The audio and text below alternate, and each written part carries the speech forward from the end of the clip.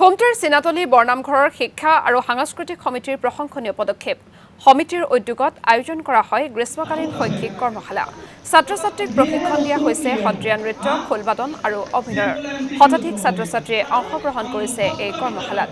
ছাত্ৰ-ছাত্ৰীসকলক উৎসাহিত অংশগ্ৰহণে আনন্দিত কৰি তুলিছে উদ্যোক্তাসকলক।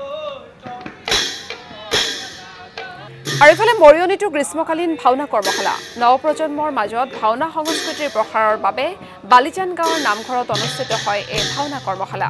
শংকৰী সংস্কৃতিৰ সাধক হিতেশ্বৰ হাজৰিকা বৰবায়নৰ তত্বাৱধানত আয়োজন কৰা হৈছে এই 13 দিনীয়া ভাওনা কৰ্মশালাৰ।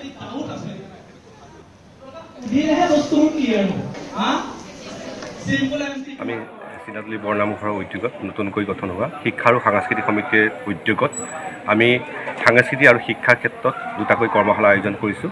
আমি 14 তাৰিখৰ পৰা আয়োজন কৰিছোঁ খোল আৰু সত্ৰীয়া নৃত্যৰ কৰ্মশালা। ইতিমধ্যে খোল আৰু সত্ৰীয়া নৃত্যৰ কৰ্মশালা চলি আছে। প্ৰায় আমাৰ 200ৰ ওপৰৰ ছাত্ৰ ছাত্ৰীয়ে আমাৰ সত্ৰীয়া আৰু খোলত আমাৰ অংশগ্ৰহণ কৰিছে। গ্ৰীষ্মকালীন ছাত্ৰ ছাত্ৰীসকলৰ দ্বাৰা 13 দিনীয়া মহাপুৰুষ শ্ৰীমন্ত শংকৰদেৱ গুৰুজনাৰ বিশাল সৃষ্টিৰ যি ভাওনাৰ কৰ্মশালা, প্ৰাথমিক জ্ঞানখিনিৰ লগতে তেখেতসকলে অভিনয় প্ৰথম পাতনি মেলিছে। কৰ্মশালাত মাত্ৰ আমি 13 দিনীয়া কৰ্মশালা অনুষ্ঠিত কৰিছিলে উদযাপন সমিতিয়ে। এই কৰ্মশালাত কমেও 70জন ছাত্ৰ ছাত্ৰীয়ে অংশগ্ৰহণ কৰিছিলে, পুৰুষ মহিলা উভয়ে।